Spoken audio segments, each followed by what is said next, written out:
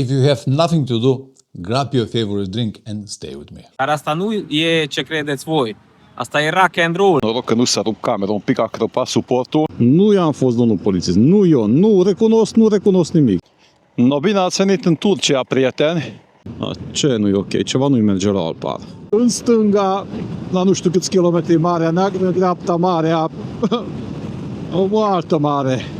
Și noi suntem în Marea Vântului.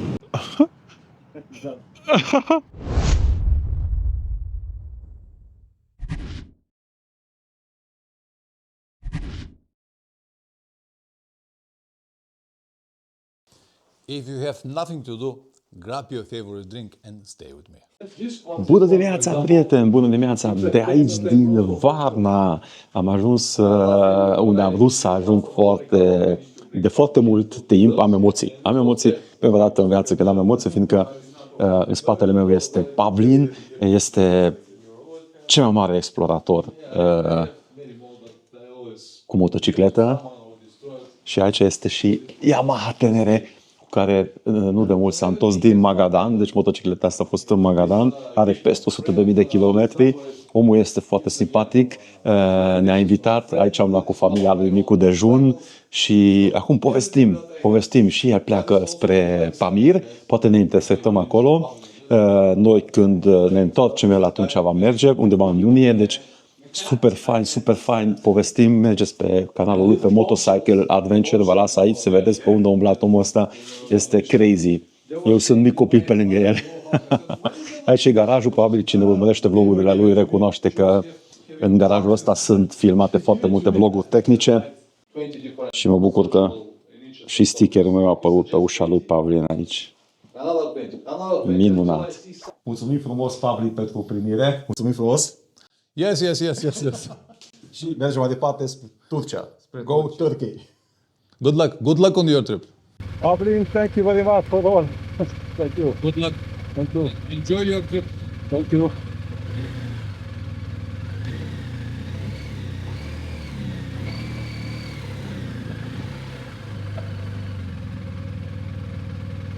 No, am pornit de aici, o să vedeți unde stă, deci am crezut că nu ajungem niciodată aici. E o zonă foarte faină, dar o să vedeți drumul. Trebuie să aștept pe o parcă el o băgat pe GPS unde mergem.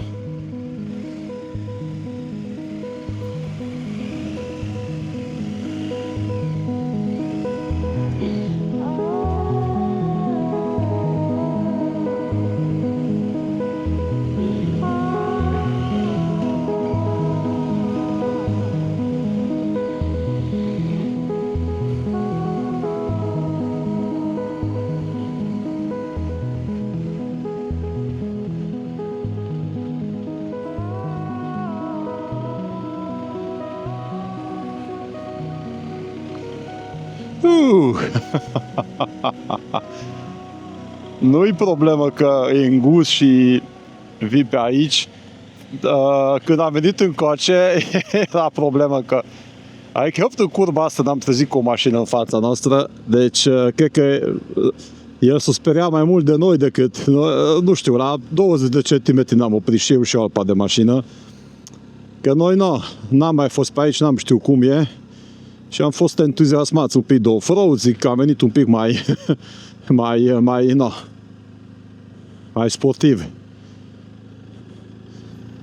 Deci aici stă Pavlin, lângă Varna, suntem lângă Varna și pornim spre Turcia.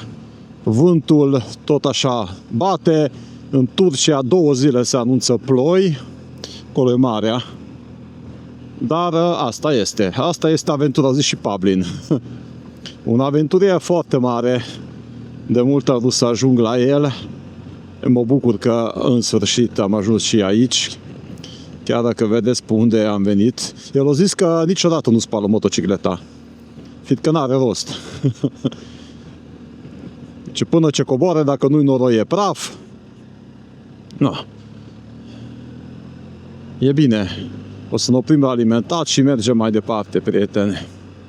Am o întrebare către voi și cine se uită la acest video chiar vă rog să răspundeți. Deci chiar vă rog, dacă sunteți urmăritorii mei fideli, chiar vă rog să răspundeți. Am citit comentariile de la voi și ați spus, m-ați certat de fapt.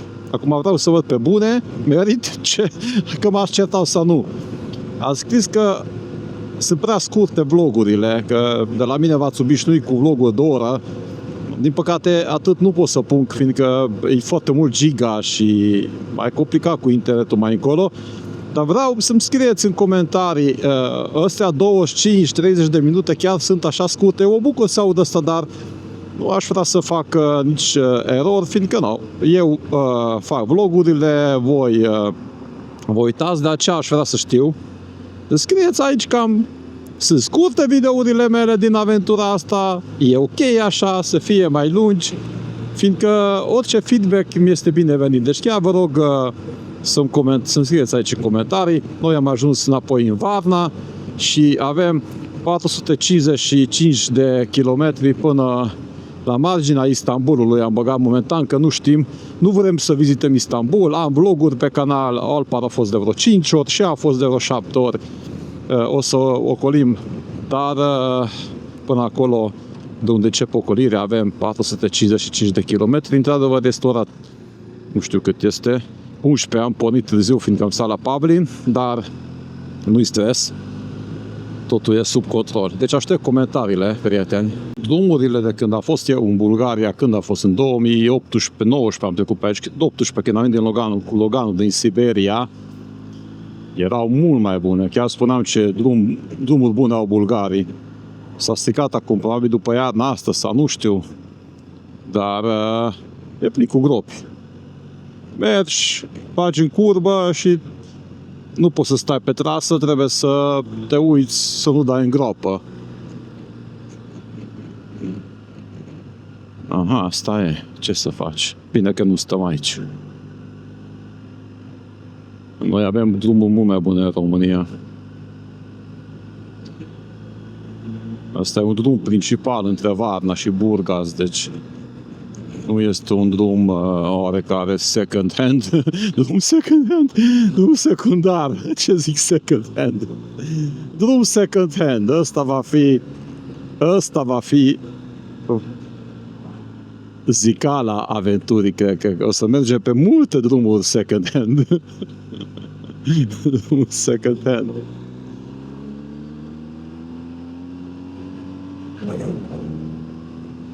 Drumul second hand. Ce bine sună. Cred că aici atunci toate sunt așa. Da, e fain. Totuși, na. Spăduri.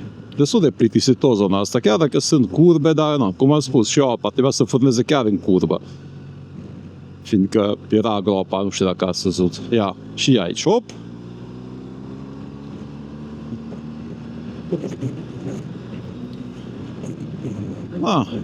Drumurile second hand. Ce fac românii când se opresc la OMV în Bulgaria? Unde sunt? La Nesebar. Nesebar, da. Salut, câți motocicliști? Am luat o cafea de la sau cappuccino. Iau din cana mea. Îmi place din pahar. Știți?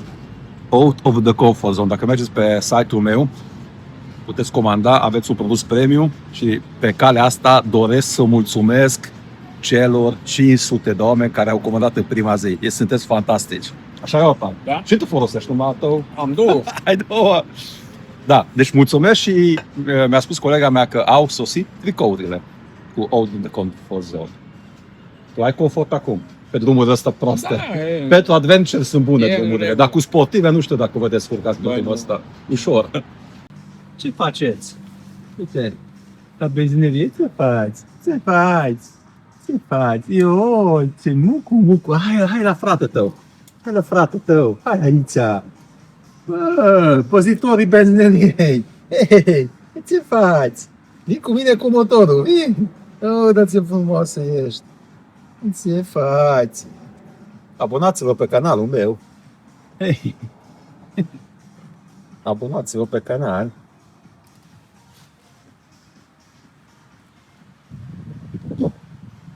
Opa, totul e ok? Da, totul e în regulă. Suntem în postul de ploaie. Oh, scuze, asta nu arăt.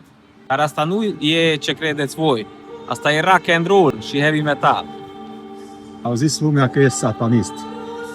Nu sunt unitarian. Dar hai spune că înainte să pornești și preotul ți-a sfințit motocicleta, deci dovadă în vlogul tău este, nu? Cine s-a uitat Vedeți la în primul episod, episod. Că nu sunt... fiecare dimineață se roagă asta, așa că nu-i face satanist, că nu-i frumos. Au spus cineva, arată numai, asta e semnul, ăsta e, ăsta e rock and roll. No, prieteni, ne-am echipat, ready to go. Am jucat și cu pisica, nu cu ăsta roșcată. No, pisica cu pisica se joacă. Ce mișto e acolo, uitați. Marea Neagră, dar de fapt e albastră. Când eram copil, să rapid vă spun, când eram copil și m-am dus, cred că 7 ani am avut, și m-am dus cu tati prima dată la Marea Neagră și am spus, tati, eu am fost păcălit toată viața. Bine, de la satul mare aveam 1000 de kilometri până la mare. Deci, tati, m-ai păcălit, toți m-au păcălit. Că marea asta este albastră, nu neagră. Ce faci un copil? Chiar sunt curios dacă voi ați pățit în copilărie sau copiii voștri, copiii dumneavoastră. Da, ce chestie, țin minte. Nu mai știu ce a făcut anul trecut sau ce a făcut ieri, uite. Dar prima impresie cu litoralul românesc ăsta a fost. Tati, dar nici nu este Marea Neagră. Este Marea Albastră, așa? Că pentru mine este Marea Albastră. Dacă dorești să achiziționezi echipamente și accesori moto, îți recomand motomus.ro. Aplicând codul de promoție NEO, vei beneficia automat de reducere. No, ne-am oprit aici, am pus casca pe oglindă și am scăpat. Noroc că nu s-a rupt camera, un pic a crăpat suportul. Noroc de la băieții de la 3 de Mont, care mi-a dat unul de rezervă. Și o să-l flipe cu sugru unul, o să-l fac când ajungem la hotel. Bine ați venit la Burgas, prieteni! Bine ați venit la Burgas!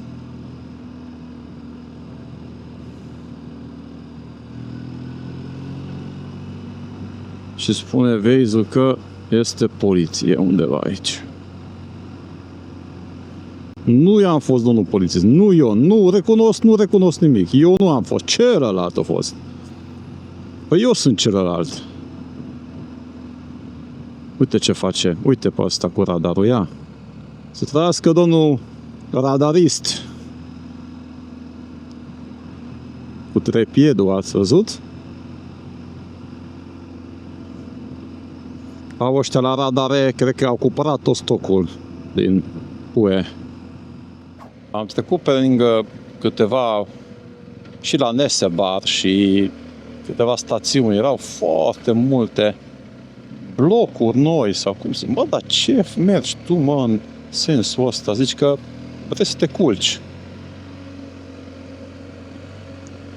Erau foarte multe blocuri părăsite, noi, hoteluri noi, construite. Nu știu, poate știți voi de ce. Dar s-au văzut clădiri noi, blocuri noi și nu stă nimeni. Neft finalizate, dar aproape 99% erau finalizate cu geamuri, dar erau așa. S-a văzut că coz mare, nu s-a cosit. Ne-a fost foarte cald și ne-am oprit aici să luăm geaca de ploaie jos și uitați, chiar e polițistul, acolo stă înghemuit și verifică viteza. Uitați cum stă, are o lădiță, ia. Hai mă, că nu pe tine te radarează. No, drumul ăsta e fain aici. Venim de la Burgas, nu prea e circulație, asfaltul e soso, dar pentru a vedea ce merge. Și chiar ne-am distrat, super ok, imediat ajungem deja la graniță cu Turcia. Deci e foarte fain drumul ăsta aici. Aici trebuie să aveți grijă, sunt gropi, dar nu mai ocolim. Minunat! Ăsta e esența motociclismului. Curvele.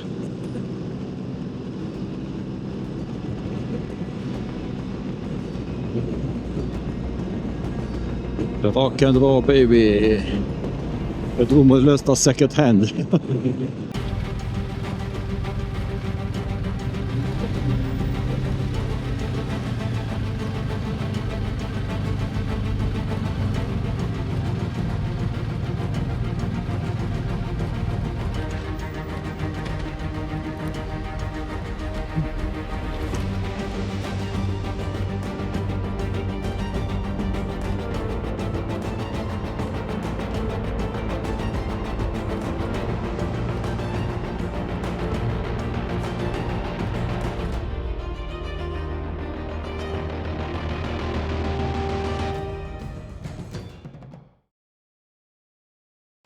No, bine ați venit în Turcia, prieteni. Acolo e vama. Am băgat în fața, asta e, să nu se supere pe noi, dar ne-au lăsat. Am lăsat motoarele, am mers în față și am întrebat dacă putem să mergem în față. Și eu zis că da. Bulgarul. Iar turcul o zice, my brother motocyclist. Deci și Vamos era motociclist, așa că nu s-a pus problema. Uitați înapoi spre Bulgaria. Nu știu ce se întâmplă, ce se vinde, de ce stau așa mulți. Nu înțeleg. Uitați ce codă e. Deci ăsta la intrare în Bulgaria. La intrare în Turcia noi am depășit vreo 20 de mașini. Dar uitați aici ce este spre Bulgaria. Nu înțeleg de ce.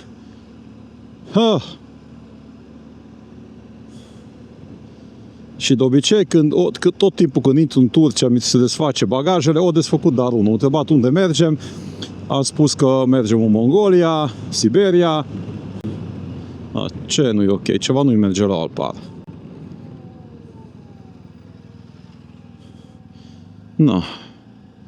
Nu regla GPS-ul. Mai avem 229 de kilometri până la cazarea noastră în Istanbul și cum nu vrem să vizităm Istanbulul, am făcut o chestie, eu zic, foarte faină, fiindcă, să nu uităm, în Istanbul mergem pe la aeroport, care e la periferie, lângă autostradă, și am rezervat un hotel. Sunt curios cum o să fie, fiindcă 40 de euro pe două persoane cu mic dejun, dar pare ok. Și n-a fost pe Booking specificat dacă are parcare. L-am sunat, am căutat numărul de telefon pe Google, l-am sunat și a zis că pe stradă este parcare, dar puteți să trage pe trotuar în fața hotelului, acolo e și motocicleta ownerului, proprietarului și zice sunt camere, ei răspunde el. Așa că 40 de euro, sunt foarte curios, o să vă arăt când ajungem acolo. Deci, cum am spus, 228 de kilometri mai avem până în Istanbul, din care vreo 70 pe drumul național și de acolo urcăm pe autostradă, că deja e târziu. Și mai avem de editat vloguri. Acum ne arată că ajungem la 6:30, dar o să fie 7. Mai facem o pauză, cu siguranță. Oh, this way. No, this way. No, am ajuns, unde suntem? În Turcia. În ce oraș? Habar n-am. Hai să verific. Începe să povestesc. Da, nu știm în ce oraș suntem. Într-un oraș frumos aici la Ușel. Ne-am oprit, am băut ce am băut? Kirklareli. Kirklareli. Acolo suntem, la Kirklareli. Oraș frumos, nu? Fain a fost. Da, e în regulă. No, ne echipăm că deja pe întuneric ajungem în Istanbul, dar avem faruri. Da. Plaka okudu, kapı EGS alıyor. Ok. EGS, okey. Ok. EGS alır ya. GS'de Salam alaikum. Salam alaikum. çünkü plakayı okuyacak, EGS'de. Ok. Babeski. Noi noștri prieteni, nu știu ce mi explică, dar e ok. Hai. Rock and roll. Marea Neagră și Marea Marmara sau nu știu care Acum nici la geografie nu pot să mă gândesc. Așa ne aruncă vânt aici pe autostradă că avem noroc că sunt 4 benzi, o dată în stânga, o dată în dreapta. Deci mai avem 30 de kilometri. Deci în stânga, la nu știu câți kilometri Marea Neagră, în dreapta Marea, o altă mare. Și noi suntem în Marea Vântului. Străpunge Marea Vântului. Nu mai zic nimic, deci nu știu dacă redă camera, oricum nu redă. Motocicliștii înțeleg despre ce vorbesc. Uitați la Alpar cum stă best airbag, că vântul tot l-a dus în dreapta. Rock and roll, încă 29 de km până la cazare. Măcar nu plouă. Am mai luat HGS, am venit aici să plătim. Ia-mi ceasul, plătesc cu ceasul, Alpa trebuie să scoată cardul. Open the door, please. Hello. Salam alaikum. Pay with card. With card. No. Mașină Sion. No, with contactless. Mașină Sion. Moment.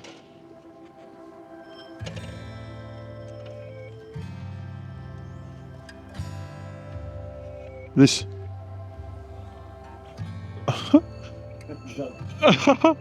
Ok? Uitați avionul! În ea! Crazy! Aici e aeroportul, dar ăsta a venit prea aproape. Ce faci, Mustafa? Ajungem la cazare.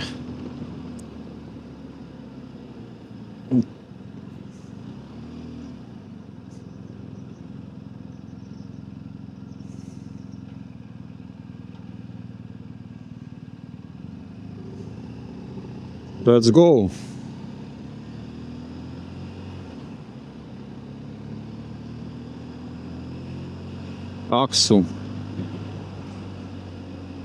Aksu Airport Hotel, aici suntem.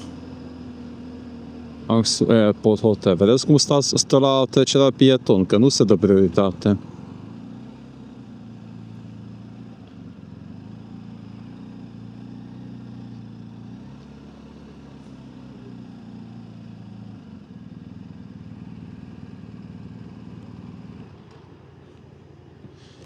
Uite ce fructe. O să vin să iau fructe. Am parcat în fața hotelului, am zis de la recepție se parcă mai sus. Tadam! 1 hour later. Am coborât aici la restaurant să mâncăm. Haideți să vă arăt ce mâncăm. Ceva kebab de vită, eu nu mănânc pui, arată bine. Și tu ce mănânci, Alpa? Kebab de pui. Că nu mănânc vită. Nu mănânc. Glumesc. Și am primit și aperitiv, care e tot iute, dar n-am mâncat numai dimineața la Pavlin, așa că mi-e foame. V-am promis că vă arăt camera de hotel. Uitați ce cameră mare avem. 3 paturi, unul mai mare și unul și ăsta destul de mare, normal. Și avem un Alpar aici. Ce faci tu? Să nu spui că editezi vlog. Încă nu. Dar imediat încep. Aici am pus hainele și am luat și eu laptopul să editez vlogul la care vă uitați acum. Acest hotel este Aksu Airport Hotel. Suntem la marginea Istanbulului, unde este și aeroportul și a costat 42 de euro cu mic dejun. Ați auzit bine, da? 42. Și acesta este și baia. Este curat, este un hotel nou, care are și miros nou. Și aici e un slogan. Cum ați văzut, am intrat în Turcia. Cât am făcut? 490 de kilometri? Da, în jur. Aproape 500 de kilometri. Cine le mai numără? Da, în jur de 500 de kilometri. Am venit bine luând în calcul că am pornit pe la 10:30 de la Pavlin. Și în Bulgaria a fost destul de aglomerat. drumul mai prost, dar suntem aici lângă Istanbul și mâine mergem să vizităm o zonă faină. Nu vă spun ce, nu ratați vlogul de mâine, vizităm ceva unic din lume, după care luăm spre Ankara, așa ușor. Istanbulul deja v-am arătat în mai multe vloguri, am trecut pe aici. În Ankara nu am fost niciodată. Olpat, ai fost în Ankara? Am trecut peste. Ai trecut peste. Nu, am fost și cu motociclete, dar nu am cercetat.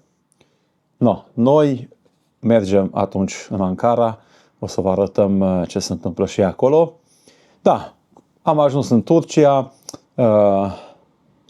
unde o să stăm vreo 3 zile, cum am făcut noi calculul, vrem să mergem la Dar Canyon și după aceea începe grosul. Georgia, acolo traversăm, că și eu Alpar a explorat și eu de mai multe ori, și urmează Rusia și chiar asta am zis să Alpar. Ții minte? Hai să arăt aici și Alpar. 36, nu știu dacă am auzit prin cască sau când am spus acum. 36 de grade a fost azi la lacul Aral, acolo unde o să mergem în Kazahstan, și când mergem noi se anunță 41. Da, ce bine, nu o să fie frig. Și azi ne-am mutat la Meto, iar ții minte, și pe Pamir a nins. Deci, din Kazahstan de la 41 de grade o să intrăm în Uzbekistan, explorăm drumul mătăs în 4-5 zile, nu știu cât, și după aceea urcăm pe Pamir unde ninge, deci de la 40 la 0 grade. Va fi funny, așa că rămâneți aici, abonați-vă pe canal, cu asta mă ajutați foarte, foarte mult. Știți că dacă ajung la 100.000 de abonați, mă duc cu bicicleta din Satul Mare până la București, v-am promis. Mulțumesc frumos pentru susținerea voastră, sunteți fenomenali, și dacă mai dați și un like și comentați, atunci voi fi cel mai fericit om de pe planetă. Vă pup, să rămână seara faină!